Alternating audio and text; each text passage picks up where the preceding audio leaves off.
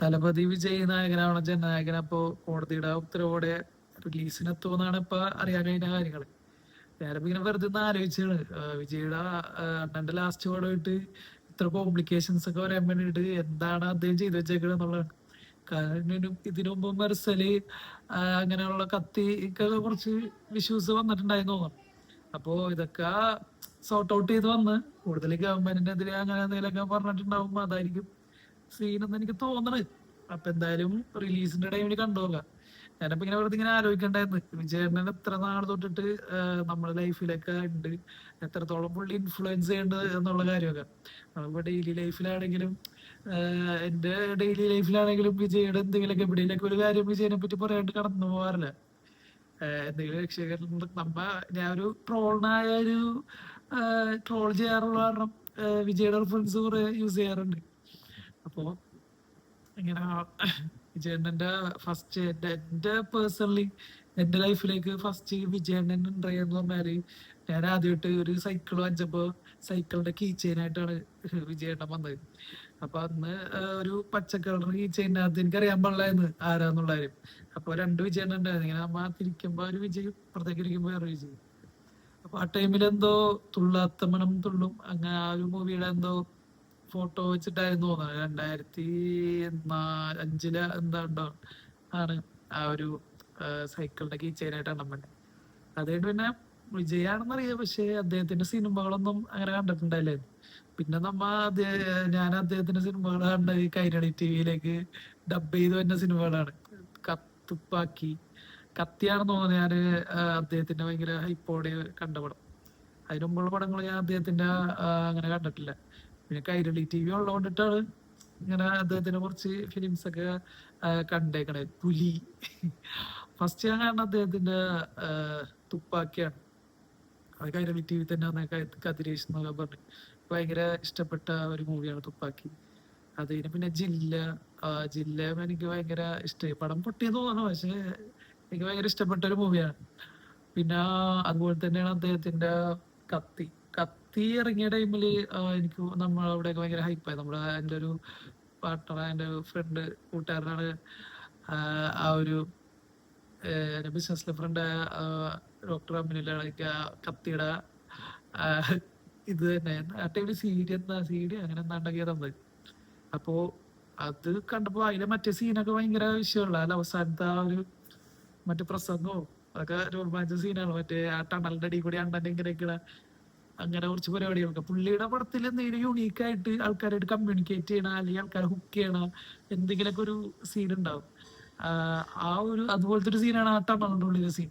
അത് ഭയങ്കര ഒരു നമുക്കിപ്പോ കണ്ടാലും ആ ഒരു രോമാഞ്ചം ഫീൽ ചെയ്യിക്കണം എന്തെങ്കിലും സീൻ അദ്ദേഹം കൊണ്ടുവരാൻ ശ്രമിക്കാറുണ്ട്. അത് ബോധപൂർവമാണ് അല്ലെങ്കിൽ അദ്ദേഹത്തിന്റെ ഒരു ഓറ കാരണം തന്നെയാണെന്ന് അറിയാൻ പാടില്ല. അപ്പൊ അങ്ങനെ കത്തി കണ്ടെങ്കിൽ ഭയങ്കര ഇഷ്ടമായി. പിന്നെ അതുകൊണ്ട് തന്നെ പോയി അദ്ദേഹത്തിന് പിന്നെ അധികം പിന്നെ കുറച്ചാളധികം നല്ല ഫിലിംസ് ഒന്നും ഉണ്ടായില്ല എന്നാണ്. പിന്നെ അത് കഴിഞ്ഞിട്ടാണ് പിന്നെ സർക്കാർ, പിന്നെ ഓരോ പുള്ളിയുടെ പടത്തിനും ഹൈപ്പ് കയറി കയറി തന്നെ. അങ്ങനെ ഇതിന്റെ ഇടയിലൊക്കെ പറയണ്ട അദ്ദേഹം പൊളിറ്റിക്സിലേക്ക് വരും എന്നുള്ള കാര്യം. തമിഴ്നാടാണല്ലോ, പറയാൻ പറ്റില്ല. എനിക്ക് വലിയ ഇതുണ്ടായില്ല എന്നാണ് പൊളിറ്റിക്സിലേക്ക് ഇറങ്ങുന്നുള്ളത്. പിന്നെ അങ്ങനെ ഓരോ പടങ്ങള് ഹൈപ്പായിട്ടാണ് ഞാൻ ലാസ്റ്റ് കൺസിസ്റ്റന്റ് ആയിട്ട് കാണാൻ വേണ്ടി പോയത്. കൺസിസ്റ്റന്റ് അല്ല, നമ്മ ഒറ്റക്കൊക്കെ സിനിമ നേരത്തെ നമ്മളങ്ങനെ വീട്ടിൽ നിന്ന് ഒന്നാമത് ഇത്തിരി മുസ്ലിം ഓർത്തഡോക്സ് ഇതൊക്കെ ഉള്ള തിയേറ്ററിലൊക്കെ പോകുന്നൊക്കെ പറഞ്ഞാല് ഭയങ്കര വിഷയമൊക്കെയായിരുന്നു. അപ്പൊ ആ ടൈമിലൊക്കെ വർഷത്തിലൊക്കെ ഒരു പ്രാവശ്യമൊക്കെ ഇങ്ങനെ തിയേറ്ററിൽ പോയി. അപ്പൊ ഞാൻ ഫ്രണ്ട്സ് ആയിട്ട് ഫസ്റ്റ് അദ്ദേഹത്തിനെ കാണാൻ വേണ്ടി പോണ തെരിയാണ്. തെരിയുടെ ടൈമിൽ അറിയാലോ ഭയങ്കര ഹൈപ്പായിരുന്നു. ആ ട്രെയിലറൊക്കെ എനിക്ക് ഇപ്പോഴും ഓർക്കണം. ട്രെയിലർ റിലീസ് ആയപ്പോ ആ ടൈമിലാണ് ഞാൻ ഈ വിജയ് ഫാൻസിന്റെ കുറച്ച് പരിപാടികളൊക്കെ കാണാൻ തുടങ്ങിയത്. ആ തെരിയുടെ ആ ട്രെയിലർ ഇറങ്ങിയപ്പോ തന്നെ 3 വിജയ് 4 വിജയ് ഒക്കെ ഉണ്ടെന്നൊക്കെ പറഞ്ഞിട്ടായിരുന്നു സീൻ. അങ്ങനെ തെരി ഇങ്ങനെ എന്റെ പൊന്നോ, തിയേറ്റർ എനിക്ക് ഇപ്പോഴും ഓർമ്മ. തിയേറ്ററൊക്കെ കിടന്ന് പുള്ളിങ്ങണേന്ന് ആ ഓരോ സീനും സ്വാഗും പുള്ളിയുടെ മറ്റേ ബബിൾക്കെ കഴിക്കുന്ന സീനും അതൊക്കെ ഭയങ്കര ഭയങ്കര ഓറ. എന്താ പറയണ, ചില ആൾക്കാരുണ്ട് ഇപ്പൊ വിജയ് അല്ലു അർജുനാണ് എനിക്ക് തോന്നുന്നത്. വിജയ് അല്ലു അർജുൻ ഇപ്പൊ ഒരു 50 ഒരു 1000 പേര് ഇടിച്ചിട്ടാലും എനിക്ക് കൺവിൻസിംഗ് ആണ്. കാരണം ചെറുപ്പം തൊട്ട് എന്റെ മൈൻഡിൽ അങ്ങനെ കിടക്കുകയാണ് വിജയ്ക്കും അല്ലു അർജുനും ഇത്രയും പേര് ഇടിച്ചിടാൻ വേണ്ടി പറ്റും. വേറെ ആരിടിച്ചാലും ഇപ്പൊ മലയാളത്തിൽ തന്നെ ആരടിച്ചാലും എനിക്ക് ആ ഒരു സാധനം എനിക്ക് അവിടെ ഫീൽ ചെയ്യില്ല. കാരണം എനിക്ക് ചെറുപ്പം തൊട്ട് ഈ എല്ലാവരും സിനിമ വിജയൊക്കെ 100 പേര് 200 പേരൊക്കെ അടിച്ചിട്ടേ കാരണം എന്റെ മൈൻഡിൽ ഞാൻ രജിസ്റ്റർ ആയി കിടക്കുകയാണ് ഇവർക്ക് ഇതൊക്കെ പറ്റും. അപ്പോ തെരിയില ഇത് പിന്നെ അത് കഴിഞ്ഞിട്ട് പിന്നെ മെർസലാണ് അറ്റ്ലീഡ് ഇറങ്ങിയെന്ന് തോന്നുന്നു. മെർസൽ എനിക്ക് അത്രത്തോളം വർക്കായ പടമില്ല, പക്ഷെ തെരി ഒരു ബെഞ്ച് മാർക്കായിട്ടാണ് എനിക്ക് ഫീൽ ചെയ്യണത്. അത് കറക്റ്റ് ടൈമിൽ ഓരോ മാസ് സീനും അതിന്റെ സീനിന്റെ അനിമേഷനും സ്വാഗും മാസും റൊമാൻസ് എല്ലാ ട്രാക്കും ഒരേപോലെ മാച്ച് ചെയ്ത് പോയ വേറെ അങ്ങനത്തെ ഒരു മൂവി ഉണ്ടെന്ന് എനിക്ക് തോന്നുന്നില്ല. പിന്നെ സർക്കാർ അതും വലിയ സീനുണ്ടായിരുന്നു. പക്ഷെ എന്റെ ലൈഫിൽ കുറച്ച് മാറ്റങ്ങളുണ്ടെന്ന് വെച്ചാല് ലിയോട്. ലിയോ ഞാൻ പാൻ ഇന്ത്യൻ തെറികൾ കേട്ട ഒരു മൂവിയാണ്. എന്ന് വെച്ചാല് ലിയോ ഇറങ്ങി വന്നപ്പോഴേക്കും അതിന്റെ ടൈറ്റിൽ കാർഡ് എനിക്ക് ഭയങ്കര ഇഷ്ടമായി. എനിക്ക് എഡിറ്റിംഗ് എന്ന് വെച്ചാൽ എനിക്ക് ഭയങ്കര എഡിറ്റിംഗ് ആയിട്ടുള്ള ഭയങ്കര സ്കില്ല് അങ്ങനത്തെ പരിപാടിയൊന്നും ഞാൻ പഠിച്ചിട്ടില്ല. പക്ഷെ എനിക്ക് എന്തെങ്കിലും ഒരു ഔട്ട്പുട്ട് കണ്ട് അതുപോലെ ആക്കണമെന്ന് എനിക്ക് തോന്നിയിട്ടുണ്ടെങ്കിൽ ഞാൻ അതിന് വേണ്ടി മാക്സിമം വർക്ക് എടുക്കും. അപ്പൊ അതിലാ മറ്റേ കണ്ണ് ഇങ്ങനെ ആവണ തലപതി ആ ഒരു സംഭവം റെഡിയാക്കാൻ വേണ്ടിയിട്ട് ഞാനൊരു 1.5 ദിവസം വന്നിട്ട് പണിപ്പെട്ട് അവസാനം അങ്ങോട്ട് ഇറക്കി കഴിഞ്ഞിട്ട് പിന്നെ ആ സാധനം ഞാൻ കണ്ടിട്ടില്ല. പിന്നെ ഞാൻ എയർലാണ് സുഹൃത്തുക്കളെ. പിന്നെ അത് നേപ്പാള്, ശ്രീലങ്ക, മലേഷ്യ എവിടെയൊക്കെ ആ റീല് പോയി എന്നുള്ള എനിക്ക് തന്നെ എടുത്തില്ല. അണ്ണനക്കാരൻ ഞാൻ ആ ഒരു മാസം മരി വാങ്ങിച്ചത്. അന്ന് ആ വീഡിയോ എഡിറ്റ് ചെയ്തതെന്ന് വെച്ചാൽ കുറച്ച് ടീമുകളൊക്കെ 10-12 പേര് ആദ്യം മേലെ ടീമുകൾക്ക് ഞാൻ എഡിറ്റ് ചെയ്ത് കൊടുത്ത ആ സെയിം ടെംപ്ലേറ്റ് ഒക്കെ വെച്ചിട്ട് അങ്ങനെ അന്ന് ചില്ലറ പേയ്മെന്റ് ഒക്കെ 10, 200, 300 ഒക്കെ വെച്ച് പേയ്മെന്റ് വാങ്ങിച്ച് അങ്ങനെ അന്ന് അങ്ങനെ ചെയ്തായിരുന്നു. പിന്നെ അതുകൂടാണ്ട് അന്ന് അങ്ങനെ അണ്ണനെ കാരണം കുറച്ച് പാൻ ഇന്ത്യൻ ഫ്രണ്ട്സ് ഉണ്ടായി. ഇപ്പൊ കന്നഡ, തെലുങ്ക്, തമിഴിലൊക്കെ ഓരോരുത്തർ ആൾക്കാരെ എഡിറ്റ് ചെയ്യാൻ വേണ്ടിയിട്ട് തരാൻ തരുന്നത് എഡിറ്റ് ചെയ്ത് അവരായിട്ട് കമ്പനിയായി. ഇപ്പൊ അങ്ങനെ പല സംസ്ഥാനങ്ങളിലായിട്ട് വിജയ് ഫാൻസ് ആയ കുറച്ച് പേരായിട്ടൊക്കെ ചെറിയ പരിചയമുണ്ട്. എന്തെങ്കിലും മെസ്സേജ് പരിപാടിയൊക്കെ അയക്കണം അങ്ങനത്തെ ഒരു കമ്പനിയൊക്കെ എത്തി. അതൊക്കെ വിജയെണ്ണം കൊണ്ടിട്ടാണ് അന്ന് 10,000-4,000 ഫോണിന്റെ ഡിസ്പ്ലേ പോയിരിക്കണേന്ന്. അപ്പോ ഇതൊക്കെ വെച്ചിട്ടാണ് അന്ന് ഇതിന്റെയൊക്കെ പൈസ ഒക്കെ വെച്ചിട്ടാണ് ഫോണിന്റെ ഡിസ്പ്ലേ ഒക്കെ മാറ്റിയത്. അപ്പൊ അതുകൊണ്ടിട്ടാണ് എന്നോട് അങ്ങനെ ഒരു കടപ്പാടുണ്ട്.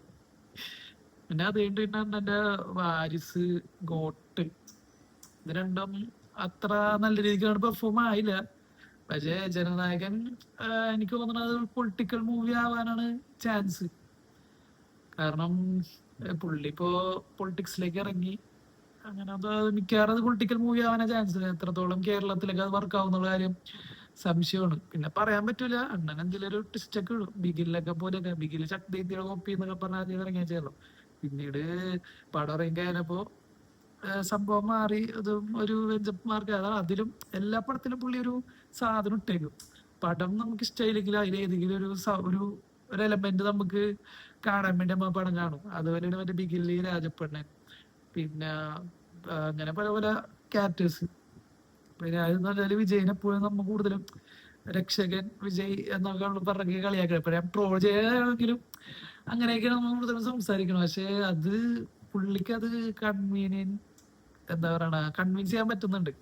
അത് പുള്ളിക്ക് പറ്റും എന്നുള്ളൊരു കാര്യം പുള്ളി കൺവിൻസ് ചെയ്യാനുണ്ട്. പക്ഷെ ആ ഒരു ഓറ തന്നെയായിരിക്കും തമിഴ്നാട്ടിലും എനിക്ക് ഇലക്ഷനിൽ അത് ഉണ്ടാവാൻ ചാൻസ് ഉള്ളതാണ്. അദ്ദേഹം പിന്നെ CM ഒക്കെ ആയിട്ടുണ്ടെങ്കിൽ കണ്ടറിയണം എന്തൊക്കെ സംഭവിക്കും എന്നുള്ള കാര്യം. പുള്ളിയുടെ ഈ ഒരു സിനിമാറ്റിക് സ്റ്റൈൽ പരിപാടിയൊക്കെ അവിടെ നടക്കോ, ആൾക്കാരുടെ റെസ്പോൺസ് എന്താണ്? നേരത്തെ MGR-നെ ജയലളിതനെയൊക്കെ ജയിപ്പിച്ചിട്ടാണല്ലോ. അപ്പൊ ഇപ്രാവശ്യവും അണ്ണന് ചാൻസ് ഉണ്ട്. കേറി വന്നിട്ടുണ്ടെങ്കിൽ ചിലപ്പോ നമുക്ക് അവിടെ സ്വാഗ് കാണും. പക്ഷെ അദ്ദേഹത്തിന്റെ സിനിമയില് മിസ് ചെയ്യുന്നുള്ളത് ഒരു ഒരു ആസ് എ സിനിഫൈൽ കുറച്ച് ഹേർട്ടിങ് ആണ്. കാരണം പുള്ളിയുടെ ആ ഒരു ഓരോ സ്വാഗും മറ്റേ കരിയറിന്റെ ഉച്ചത്തിലിരിക്കുമ്പോഴാണ് പുള്ളി പൊളിറ്റിക്സിലേക്ക് ഇറങ്ങി ചെല്ലണത്. അപ്പോ അതിന്ന് പുള്ളി സ്റ്റേറ്റ് ചെയ്യണമെന്ന് വെച്ചാല് പൈസ ഉണ്ടാക്കാൻ വേണ്ടിയാണെങ്കിൽ പുള്ളിക്ക് ഫിലിം തന്നെ ചെയ്താൽ മതി. ഇന്ത്യയിൽ ഇപ്പൊ ഏറ്റവും മാർക്കറ്റുള്ള നടന്മാരിൽ ഒരാളാണ് വിജയ്. അപ്പോ ഇങ്ങനെയൊക്കെ വെച്ച് നോക്കാരത്ത് നമുക്കൊന്നും പറയാൻ പറ്റില്ലല്ലേ. അണ്ണൻ ഇറങ്ങിയിട്ട് എന്താവും നോക്കട്ടെ. പിന്നെ എന്തായാലും നമുക്ക് കാത്തിരുന്ന് കാണാം. അല്ലാണ്ട് ഇതില് നമുക്ക് വേറെ അഭിപ്രായങ്ങളൊന്നും പറയാനില്ല. അപ്പൊ ഇതാണ് എന്റെ ഒരു ഇതിലത് പുള്ളി ഒരു രക്ഷകൻ ഇമേജ് തന്നെയാണ്. നമുക്ക് എന്തെങ്കിലും എക്സ്ട്രാ ഓർഡിനറി ഓർ എന്താ പറയണ ലാർജർ ദാൻ ലൈഫ് ക്യാരക്ടേഴ്സ് എന്നൊക്കെ പറയുമ്പോഴേക്കും നമുക്ക് പെട്ടെന്ന് വന്ന ഒരാളാണ് വിജയ്.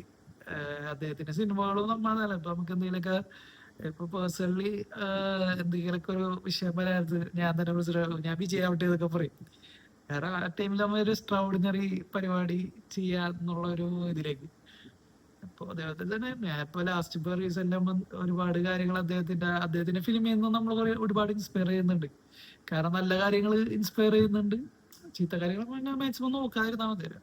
നല്ല കാര്യങ്ങൾ മാത്രം എടുക്കുക എന്നുള്ളത്. ഇപ്പൊ മെർസലാണെങ്കിലും അതിന് ഒരുപാട് നല്ല കാര്യങ്ങൾ എക്സ്പോസ് ചെയ്യണ കുറച്ച് സീൻസ് ഉണ്ട്.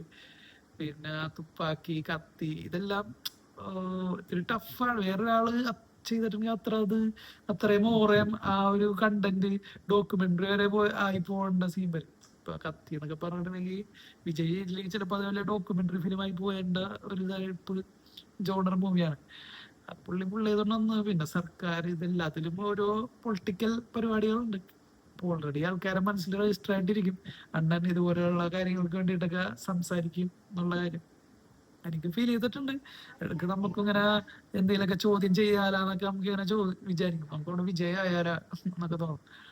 അപ്പൊ അങ്ങനെ ഒരുപാട് പേരുടെ മൈൻഡിലേക്ക് ഈ ഒരു തോട്ട് വന്നിട്ടുണ്ടെങ്കിൽ തന്നെ അത് അദ്ദേഹത്തിന്റെ വിജയം എന്നേ പറയാൻ വേണ്ടി പറ്റുള്ളൂ. അപ്പോ ബെസ്റ്റ് ഓഫ് ലക്ക് വിജയണ്ണ. ഇത് നമ്മ എന്താ പറയുക സിനിഫൈൽസ് അങ്ങനെ മിസ് ചെയ്യും. രാഷ്ട്രീയത്തിൽ അവർക്കായില്ലെങ്കിൽ തിരിച്ച് സിനിമയിലേക്ക് തന്നെ ഇവിടെ എത്രയും ഫാൻസ് വെയിറ്റിംഗ് അല്ലേ. അതാണ്. Thank you.